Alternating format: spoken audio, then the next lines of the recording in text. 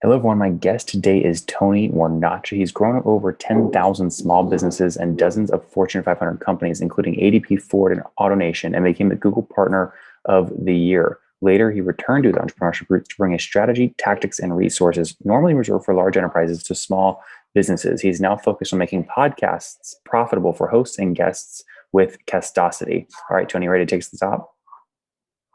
Yes, absolutely. All right, so talk to me first about the business. Is this a pure play SaaS company? Yeah, it's a pure play Well, it's also a marketplace, and so what we do is we connect podcasters and guests and help them both monetize. So they both monetize differently. But really, there's three ways in common. The first way is by monetizing through direct sales. So that means I sell the host sells the guests. That's the first way. The second way is through joint ventures, so aligning with the host or the guest to jointly promote something. And then the third way is through sponsorships. And so the platform is really focused on driving revenue through those three monetization strategies. And in 2020, which of those revenue streams was the largest? This just started. We are alpha launching literally yesterday. Okay, so launching here in 2021. So you're pre-revenue? Correct.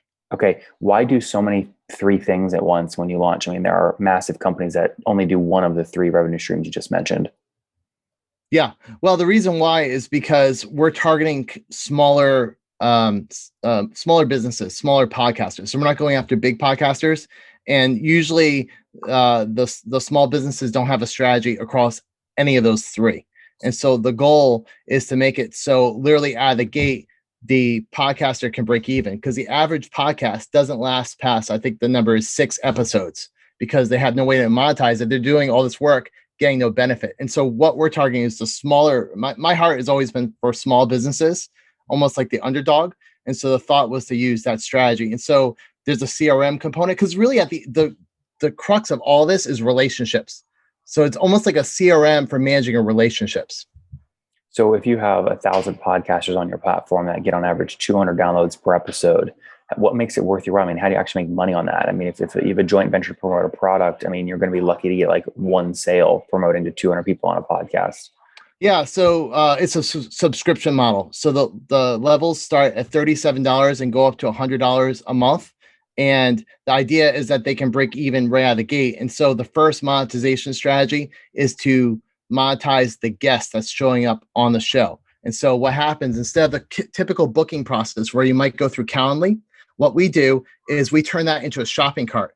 And so what happens is someone goes to book, and at the end of that process, they're upsold either the idea to sponsor their own episode. So me as a guest would, throw you $100. You've already broken even, and the average podcaster has 4 interviews a month. And so why would I do that though? Why would I go on a podcast with 200 downloads as a guest and then also pay $100 to do it? Well, it's interesting because there's a whole market for agencies. So there's a market of people that book people. I actually belong to one. They book individuals on podcasts, and they on average charge, I don't know, $1,500 a month. So I'm paying $250 just to get on an episode, and the host is making nothing. So the agency is making all the money. So people are doing that today, actually. And the idea is that if I do that shows, I mean, I get these pitches all the time. I probably get 7 a day, but those agencies that charge their clients that want to be guests a $1,500 retainer month, they're committing to getting them on like 10 podcasts, but also they're trying to quantify how many views those podcasts get. So the small podcasters still get screwed. That agency is not going to make their client happy if they book them on a 200 download episode podcast. I don't know if that's accurate, because that's not what I found, because the way they pitch it is it's more about the quality of who you're being booked with, and the size is, there's a whole bunch of agencies that kind of move away from that model. And the idea is that, to answer your initial question, is if I get booked on that show, then I have some money to actually promote the show. Right. So the idea, this kind of gets into the sponsorship model. The sponsorship model is not to just monetize as advertising, it's to add value around that podcast. So for instance, if I'm just launching my podcast, there's a certain value to the downloads, but what about your email list? What about your social media profile? So just because you're launching a podcast doesn't mean you don't have influence outside of that. And so our system, paved.com and thoughtleaders.io really dominate the email space for this exact same concept. Yeah, I'll take a look at that. But the idea is to have all that in one place where you can book with the podcast show and then they monetize it. So it's only, it starts at $100 and it goes up from there. So the idea is to go after the smaller players. I just think we have people listening right now that have been on other podcasts and they're listening to you pitch the idea of, no, now that they're not just giving an hour of their time to go be interviewed somewhere, they're also going to have to pay for it. And they're going, I would never do that. I don't like Tony's business model. But you say you've seen this. It sounds like you've seen this with an agency. So just to be clear, you have guests that are paying you as an agency $1,500 per month, and they're totally cool if you just go book them on 10 podcasts that average 200 downloads each for $1,500. Yes, correctly, because you can still make a lot. So if I'm on, it's I've more never of an seen impact. This, by the way. I've never seen this. Yeah, well, it's more based on who the guests that you are being interviewed, or the host that's interviewing you. Because if it's an interview with someone that has influence, it doesn't really matter the number. 200 downloads. That's obviously, you just said you want to have small podcasters. So we're not talking about you booking people on Joe Rogan here. No. Well, I think you're using an extreme example of 200 podcasters or 200 downloads as well. I'm not saying that's my target market, someone just starting. I'm saying it's the smaller podcasts that haven't monetized yet. And so we're simply doing is giving them a path. Small? The kind of podcasts are on your platform are going to have at least how many downloads per episode?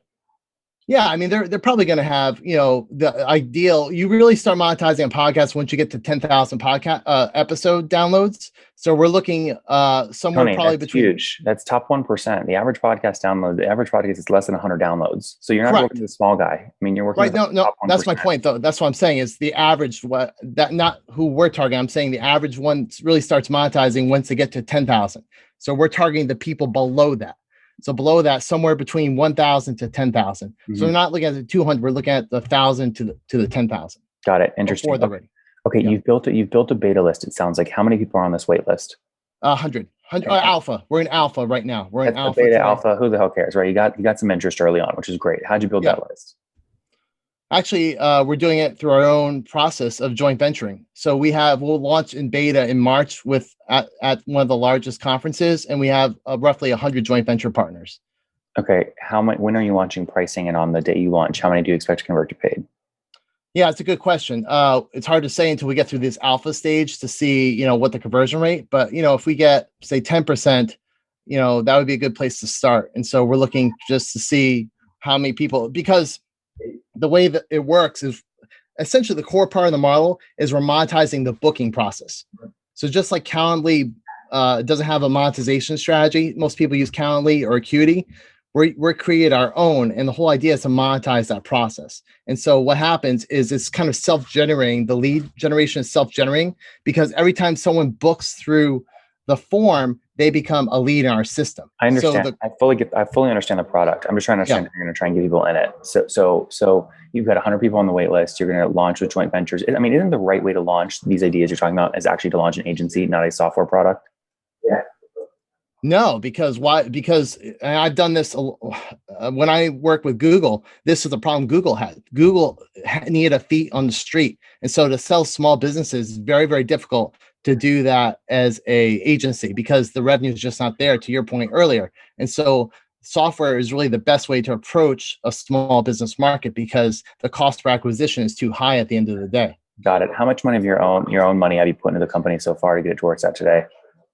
Not too much, probably 20,000 at the most. Okay. Did you raise external capital or no? All bootstrapped.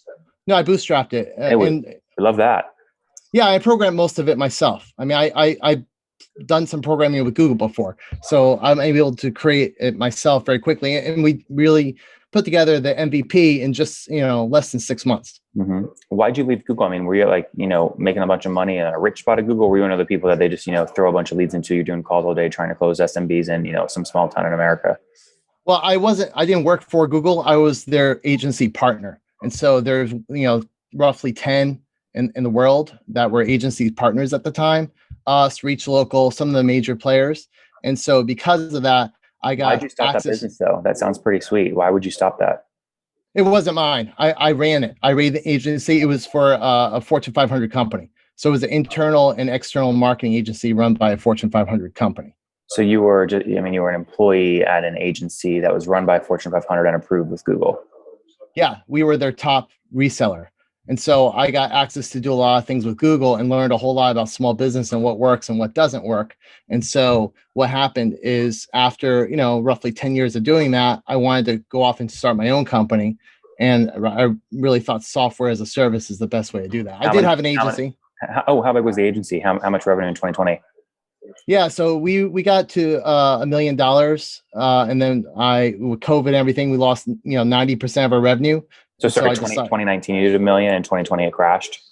Yeah, okay. Yeah. So this is when I decided to go and kind of do what I always wanted to do all along. All along, I wanted to do a software as a service company. And how many people are on the team now today?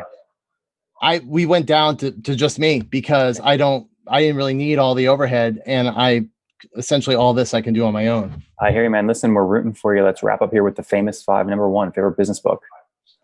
Probably Good to Great. Number 2, is there a CEO you're following or studying? Oh gosh, you can't go far without looking at Steve Jobs. Obviously, he's always an inspiration. And number 3, what's your favorite online tool for building Castocity? Well, believe it or not, we built this whole thing up a WordPress. Wow, that's impressive. Number 4, how many hours of sleep do you get every night? I try to get 7. And what's your situation? Married, single, kids? I am married with 6 kids. Wow, busy guy. How old are you? I am 46. Okay, take us home. Take us home here. What's something you wish you knew when you were 20? Something what? What you wish you knew when you were 20? Oh gosh, I wish I would have. I wish I would have got a mentor. That's probably the biggest thing you can do is get someone to mentor you. I wish I had quality mentors earlier on. Guys, he had an agency in the podcasting space, helping people get land booked, working with sponsors, working with podcast hosts, now turning it into software as a service with his company, Castocity.com. They are pre-revenue, launching paywall here shortly. 100 people on the wait list. He's put $20,000 of his own money in. We'll see if he can make it work. Tony, thanks for taking us to the top. Yeah, thank you. One more thing before you go. We have a brand new show every Thursday at 1 p.m. Central. It's called Shark Tank for SaaS. We call it Deal or Bust. One founder comes on, 3 hungry buyers, they try and do a deal live, and the founder shares back-end dashboards, their expenses, their revenue, ARPU, CAC, LTV, you name it, they share it. And the buyers try and make a deal live. It is fun to watch every Thursday, 1 p.m. Central. Additionally, remember, these recorded founder interviews go live. We release them here on YouTube every day at 2 p.m. Central. To make sure you don't miss any of that, make sure you click the subscribe button below here on YouTube, the big red button, and then click the little bell notification to make sure you get notifications when we do go live. I wouldn't want you to miss breaking news in the SaaS world, whether it's an acquisition, a big fundraise, a big sale, a big profitability statement, or something else. I don't want you to miss it. Additionally, if you want to take this conversation deeper and further, we have by far the largest private Slack community for B2B SaaS founders. You want to get in there. We've probably talked about your tool if you're running a company or your firm if you're investing. You can go in there and quickly search and see what people are saying. Sign up for that at nathanlatka.com/Slack. In the meantime, I'm hanging out with you here on YouTube. I'll be in the comments for the next 30 minutes. Feel free to let me know what you thought about this episode. And if you enjoyed it, click the thumbs up. We get a lot of haters that are mad at how aggressive I am on these shows, but I do it so that we can all learn. We have to counter those people. We got to push them away. Click the thumbs up below to counter them and know that